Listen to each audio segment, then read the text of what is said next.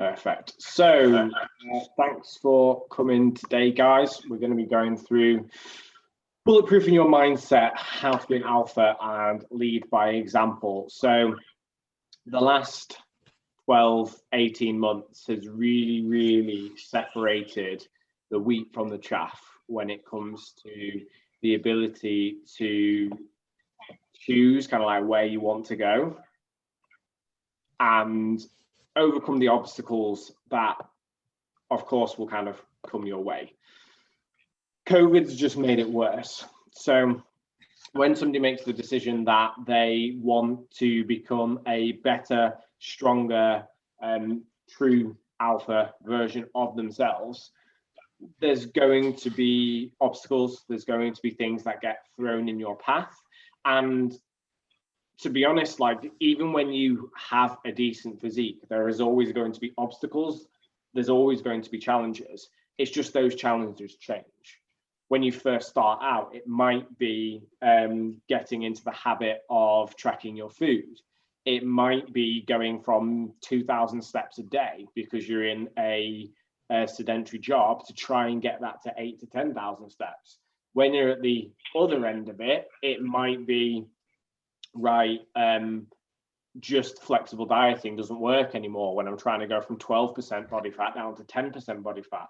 So then I have to get more specific with the foods. I have to get more specific with nutrient timing, like the level of knowledge that you need kind of jumps up a level. So it doesn't matter where you are in your journey, there is always going to be challenges, and learning that challenges are there to be accepted and to be overcome and to learn from them rather than get disheartened by them. So by the end of the session today, hopefully it shouldn't be too long. By the end of the session today, you'll understand that you are 100% responsible for where you currently are. For some people, that's a hard pill to swallow. That when they come to me, a lot of people are in what's called a victim mentality. I'm not where I want to be because of him, because of her, because I had a bad relationship with my parents, X, Y, Z. There's lots and lots of baggage that happens in life, and it's very easy to get into a mindset of blaming those things for where you are now. But what you've got to come to realize is you have a choice. You can have a choice whether to let those things control you or whether you're going to take control of the situation and consciously make effort to make a change. So the things we're going to cover today are what you focus on, you give power to, the law of attraction, and my take on it. So some of you, if any of you have ever read the book The Secret, you'll know about the law of attraction. Basically, you bring about what you think about. I do believe in energy. I do believe in that kind of stuff, but there's a slight different take on it that I have on it. I don't genuinely believe like the vibrations that your brain makes like attracts these things into your life. It's all about what you choose to see and what you choose to focus on. Next is why we set goals, and the last one is basically it's a strategy on how to overcome a bad day and make sure that a bad day doesn't become a bad week, doesn't become a bad month. So you are the architect of your own life. Like where you are now is the sum total of the choices you have made up to this point. Some of them won't have been directly your fault. However, it is your responsibility to take ownership of this process. So I'm just going to reiterate that point just because it's so important. Like, it may not be your fault. Yes, there may be extenuating circumstances. However, it is your responsibility. So taking ownership of these choices is the first step in terms of mastering them.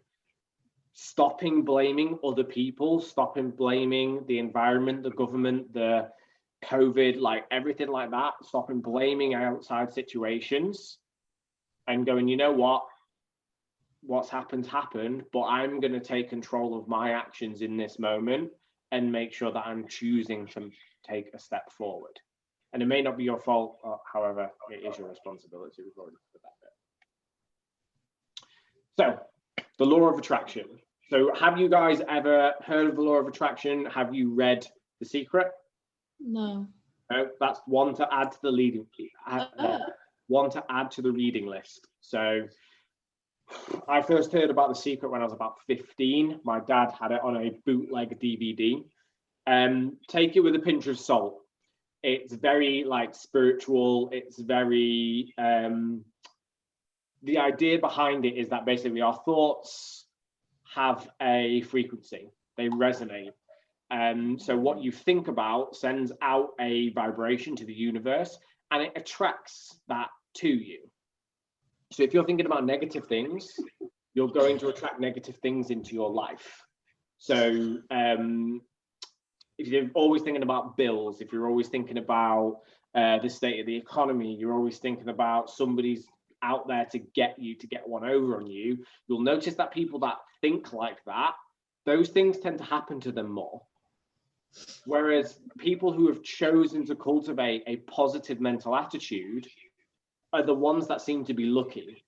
They're the ones that get the lucky breaks. They're the ones that get the promotions. They're the ones that just luck seems to follow them.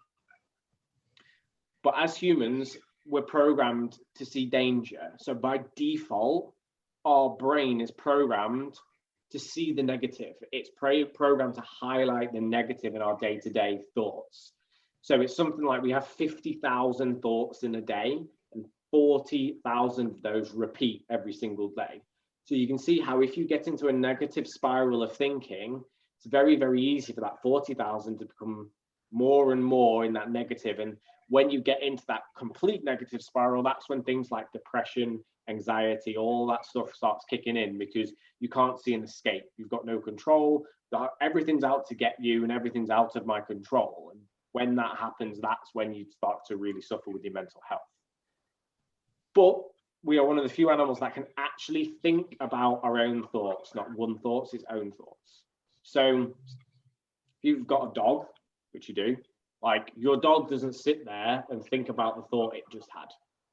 It wants to eat, sleep, and reproduce. Those are its three main drivers. So like that's the part of its brain. Whereas we have this nice little frontal cortex. It's the last bit of our brain that has evolved, and it allows us to consciously think about thinking, which is good and bad, because it means you can get trapped in a spiral, because you can think about thoughts, about thoughts, about thoughts, and just keep going along that continuum until you just don't get anything done, because it's a paralysis by analysis. But it also gives you the tools to be able to choose that, okay, I've had that thought, I don't need to accept it. It's being offered to me as a suggestion. However, I can choose whether I'm going to accept it or I can choose to reject it. So, as I said, I was going to give you my thoughts on the law of attraction. So, do you guys drive? Yeah. Yeah. What car do you drive? Seat Ibiza. Seat Ibiza. Have you had a different car before that? Yeah. Yeah. Okay. What car was that? A Kia Ceed. Kia Ceed. Okay. When you moved from the Kia Ceed to the Seat Ibiza, did you suddenly start seeing Seat Ibizas everywhere? Oh, you do? Yeah. Yeah. Yeah. So what that is up to that point, the image of the Kia Ceed was very, very important to you because you needed to be able to identify that car. However, when you've then gone and bought a Seat Ibiza, that image has changed. And suddenly you start noticing them everywhere because your brain has gone, right, this image is now important. I now need to draw your attention to it. So it draws your attention there. Whereas that image was still coming into your brain, it was just being filtered out as not important. So our brains are very, very good at filtering information. If we had to bring conscious thought to every single piece of information that came at us every single day, we would be paralyzed because there's so much. It's something like 95% of the information that is taken in by our brain is filtered and gone, that's not important. So this is where my take on the law of attraction comes in.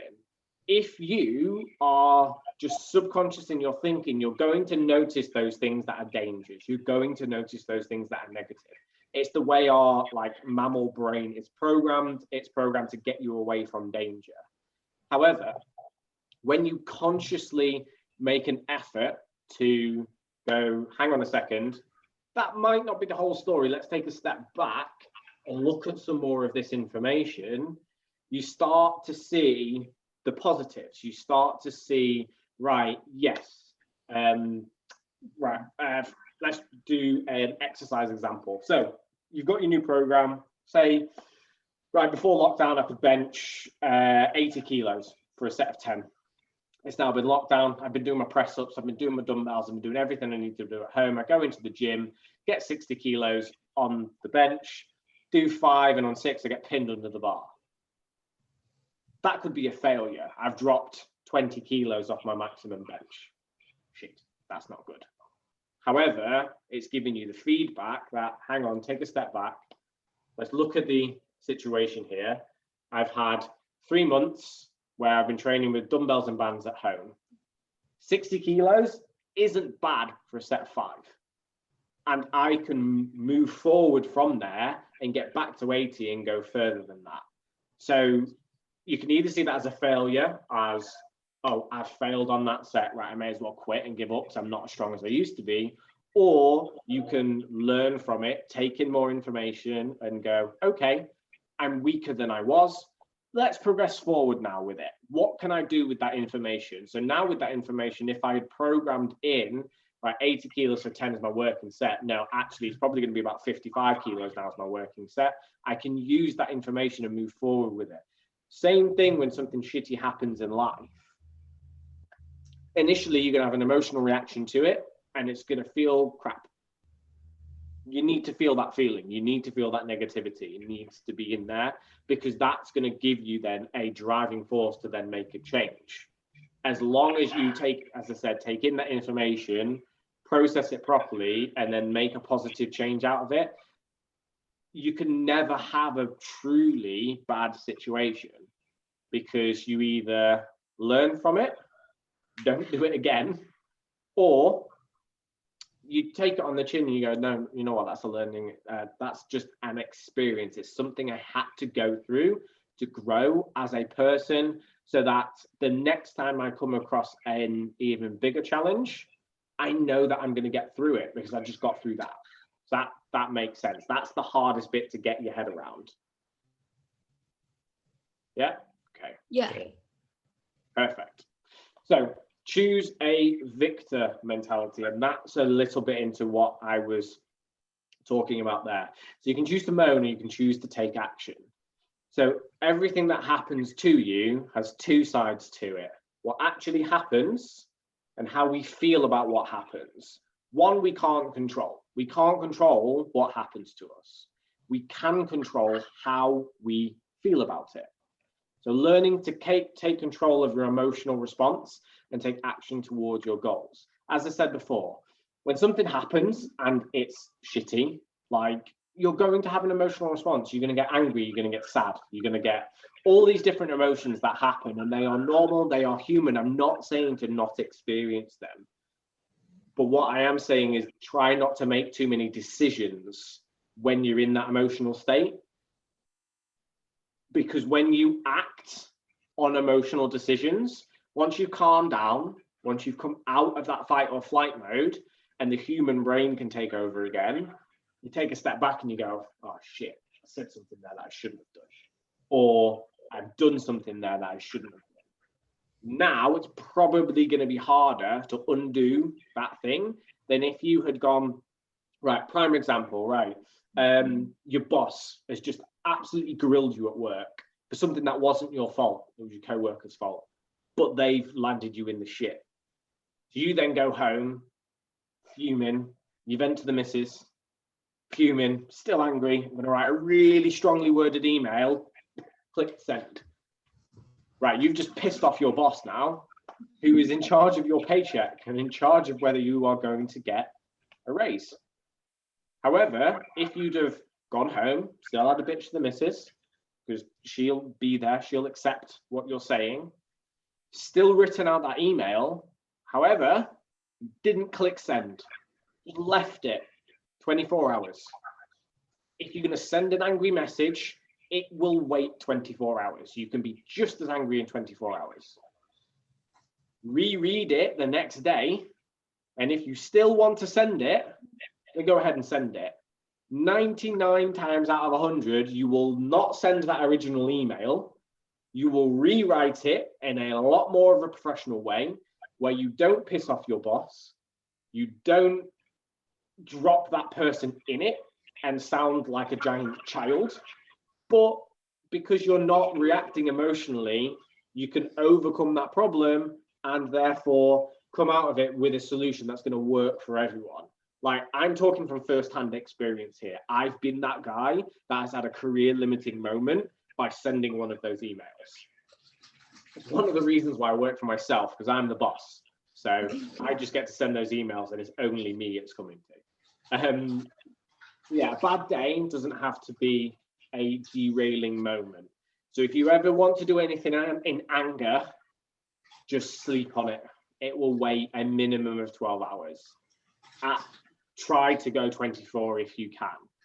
Write it down, physically write it down in like a letter to whoever it is. If it's not your boss and you want to send an email, get a notepad out and write the most venom-filled letter you can, who it is, and then just stick it in a drawer and let it simmer. Because what that does is it lets that anger out, it lets that emotion out. It's not going to bubble in your head and ruin the rest of your night, because you're like, right, I fucking told him.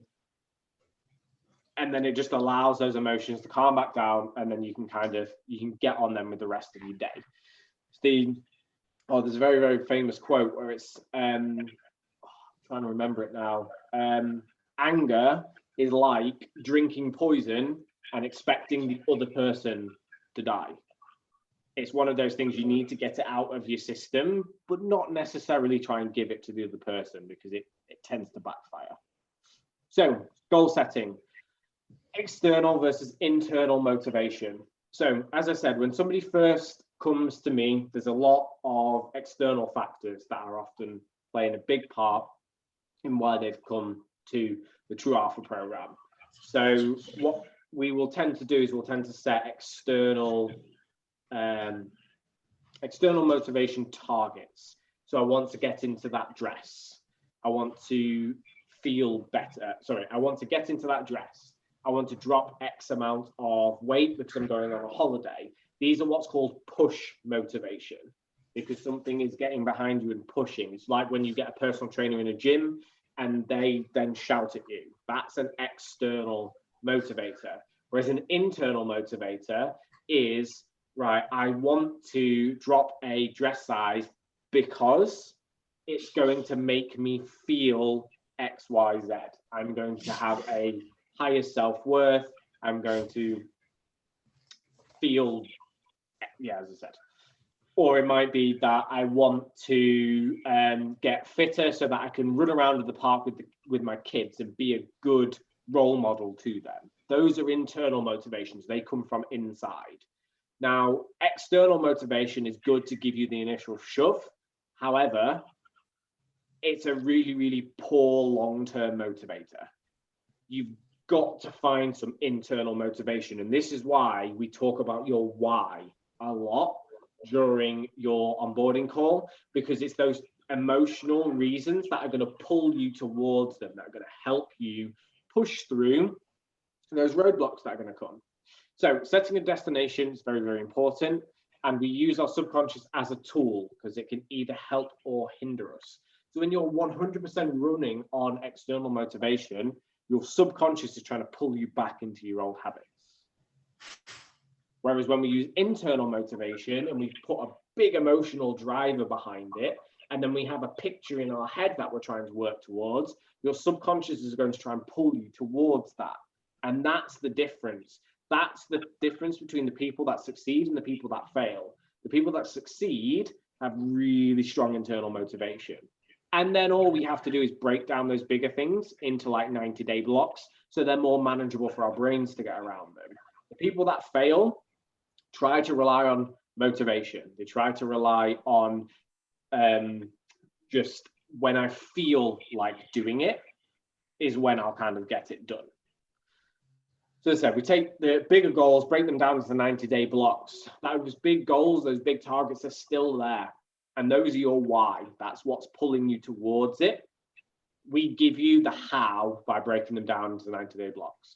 We then turn these 90-day blocks into daily habits. So again, this is another tool in order to use to get you from where you are to where you want to be. It takes 30 days to build a habit. Most people give up their new habit on day 31, which is why I get people to plan for 90 days, because it takes 30 days to form the habit and another 60 days to really, really ingrain it. Because most people aren't just making a new habit, they're undoing an old habit. And undoing an old habit takes a lot longer. And as I said, this is why most people fail, is on day 31 think, yes, I've done it, and then they go back to their old ways because they're not conscious about it anymore. And then overcoming bad days. So the first thing is a bit of a kick in the nuts. Bad days are going to happen. They just are. Life is never all sunshine and rainbows. You are never going to set off from home and have every single light you pass on the road be green. It's just not going to happen. It's wishful thinking. And people that feel like that and think like that aren't ever going to get particularly anywhere in life, because they're always going to be waiting for that right time to start. Whereas the right time to start was yesterday. However, the second best time to start is today. So making sure that you are taking steps forward, and even if you have a bad day, that you're only taking one step back. It's not you take 5 steps forward and then 5 steps back, because this is where you then get stuck. Whereas if you take 5 steps forward and take 1 step back, and then take 3 steps forward and take 1 step back, and then 2 steps forward and 1 step back, you're still roughly 8 steps from where you started. I'm not sure that maths might help. But you're still moving forward. You're still making progress. And that's where chasing progress, not perfection, comes from. When people chase perfection, they take 5 steps forward, that 1 step back knocks them off track, and then they start taking 1 more, and then 1 more, and 1 more, and they're right back where they started. It may not always be your fault, but how you react is your responsibility. So taking ownership. There's another book to add to the list. It's called Extreme Ownership. I'm going to get onto the group and literally just list out like a load of different books. I'm going to put that in as a proper post soon, because the amount of books I've read over the years is ridiculous. But Extreme all about, I think it's a Navy SEAL who wrote it. And it's all about how to take ownership over decisions and take ownership over when stuff doesn't go right. And it's okay to fail. It's not okay to set up shop and live there. You've then got the gratitude journal. So as I said, a lot of people get stuck in all their problems and they forget about all the things they've got to be grateful for. If they've got a loving family, if they've got a roof over their head, if they have 3 square meals a day, they've got running water, we've got electricity, we've got the internet. We live in a first world country. Like, there's plenty to be grateful for. Now, I'm not saying somebody who's in a depressed state, you should then say to them, think about all the things you should be grateful for. No, depression is a chemical imbalance within the brain that needs professional help in order to kind of deal with. The average person that is going through a bad time is not the same as clinical depression. I just want to make kind of those things perfectly clear. So somebody who is feeling a bit sad and feeling a bit down because it feels like they're a bit downtrodden and things aren't going their way is different to somebody with clinical depression. I am by no means qualified to deal with people with clinical depression, and I would always refer that out.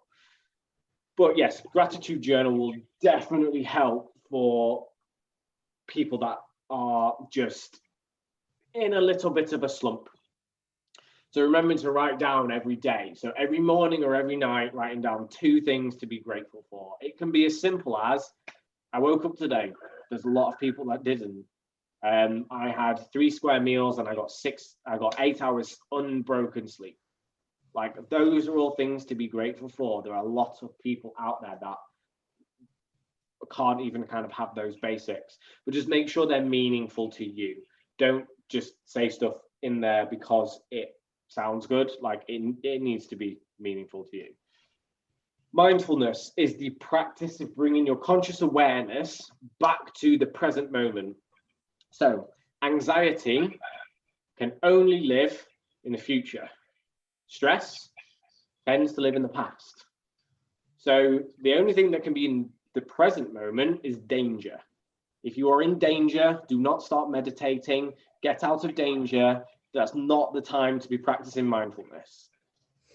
But when you are anxious, what you're tending to do is you're tending to project into the future about something that hasn't happened yet.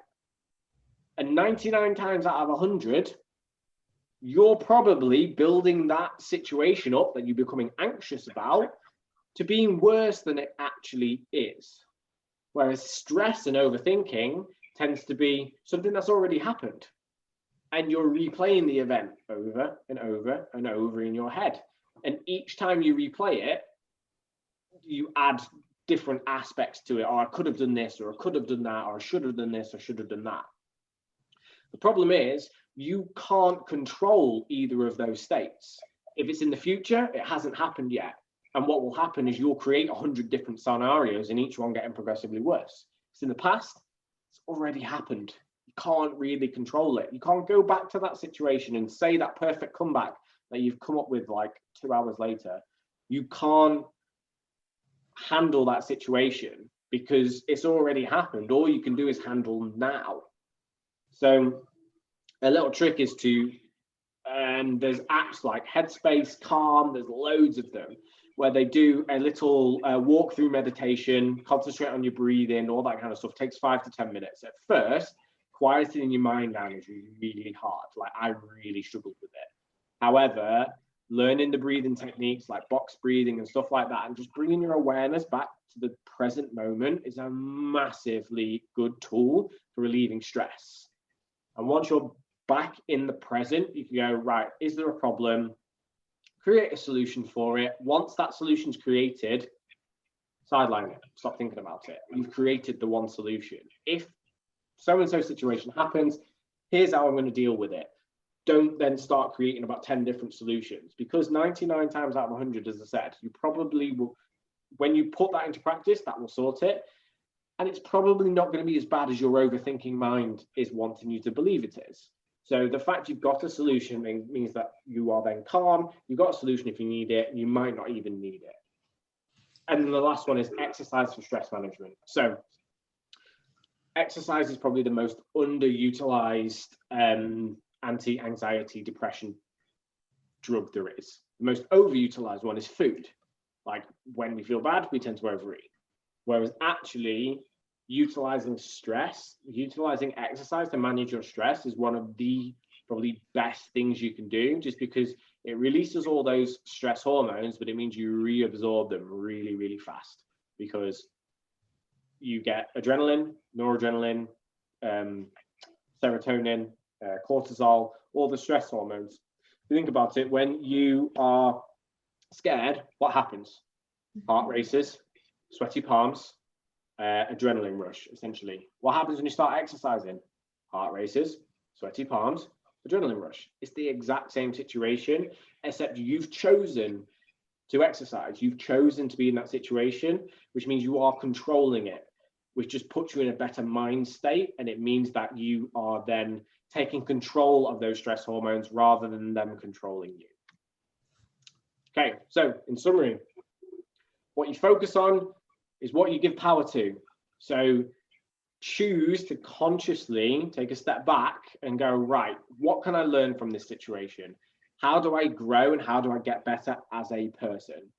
The law of attraction, choose to be a victor, not a victim. So when you take control of those thoughts and try, nobody's perfect at it. There's always going to be negative thoughts that creep in there. But when you are consciously trying to cultivate a positive mental attitude, you will start to find things start to improve. You start to notice the good in certain situations, and it's much, much easier. It's like a snowball.